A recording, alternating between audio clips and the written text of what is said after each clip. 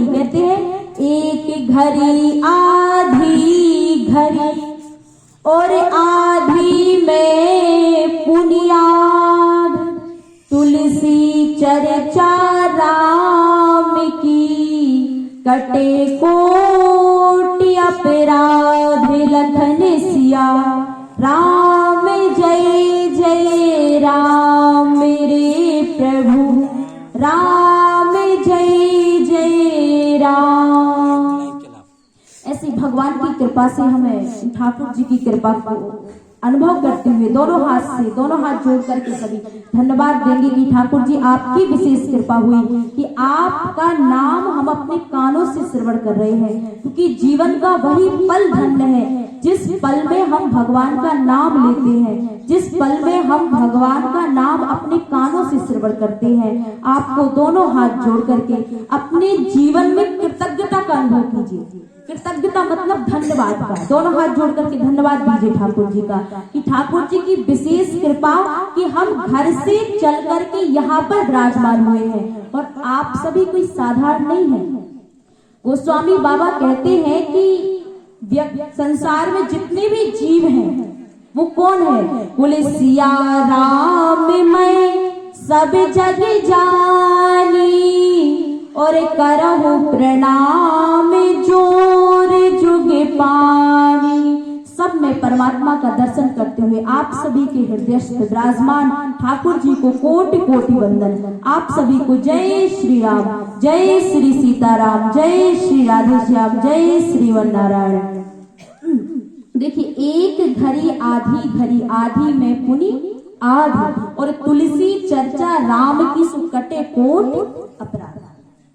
एक घड़ी होती है 24 मिनट की। एक भक्त ने एक संत से प्रश्न किया कि संत जी हमारे जीवन में क्या है व्यस्तताएं हैं, क्योंकि जिंदगी जब तक रहेगी फुर्सत न होगी काम से, इसलिए कुछ समय ऐसा निकालो प्रेम कर लो श्री राम से।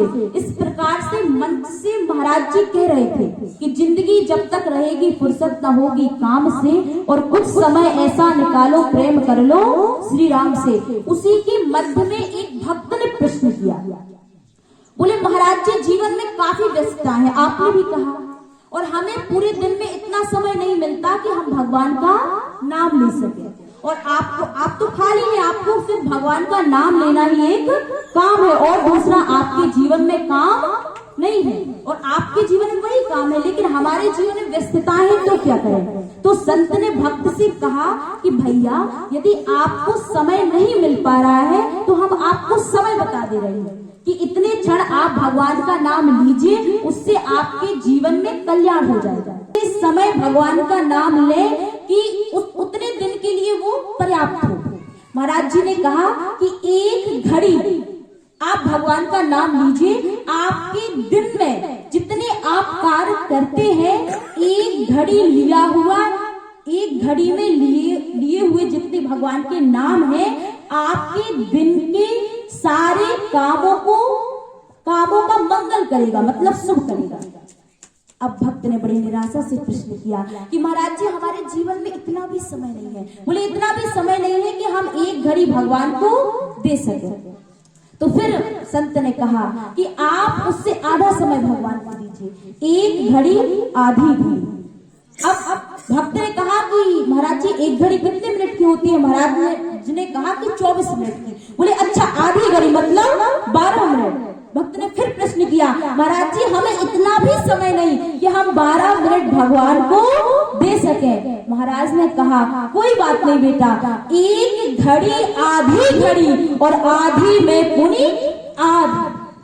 बोले एक घड़ी होती है 24 मिनट की, उससे आधी घड़ी मतलब 12 मिनट की, और उससे आधा मतलब 6 मिनट। 6 मिनट तो भैया आप समय निकालिए कि आप भगवान का दिन में 6 मिनट भगवान का नाम लें। अब भक्त ने फिर थोड़ी हल्की स्वर में कहा, महाराज जी 6 मिनट से थोड़ी कम नहीं हो सकता? महाराज जी ने क्रोधित होकर के कहा, बोले अभी तो हम अच्छे से समझा रहे थे, लेकिन ये फर्स्ट एंड लास्ट वार्निंग है। यदि दिन में आप 6 मिनट भगवान का नाम नहीं लेते हैं तो फिर आपके जीवन का मंगल को करने का कोई और उपाय नहीं है। इसलिए आप सभी से भी हम हाथ जोड़ करके निवेदन करते हैं, उस भगवान की कृपा से आज के दिन हमें एक घड़ी भगवान का नाम लेने का परम सौभाग्य प्राप्त हुआ है। एक घड़ी आधी घड़ी और आधी में पुनि आध, फिर इससे होगा क्या? भक्त ने कहा, महाराज जी बोले कि तुलसी चर्चा राम की सुकटे कोटि अपराध, लखन सिया राम जय जय राम। बोले 6 मिनट नाम लेने से मैया आपकी दिन में हमारे से कितने पाप होते हैं कि नहीं? आप बताइए किन किन प्रकारों से आपके जीवन में पाप होते हैं? दिन में की बात करेंगे, दिन में आप कई क्रिया करते हैं।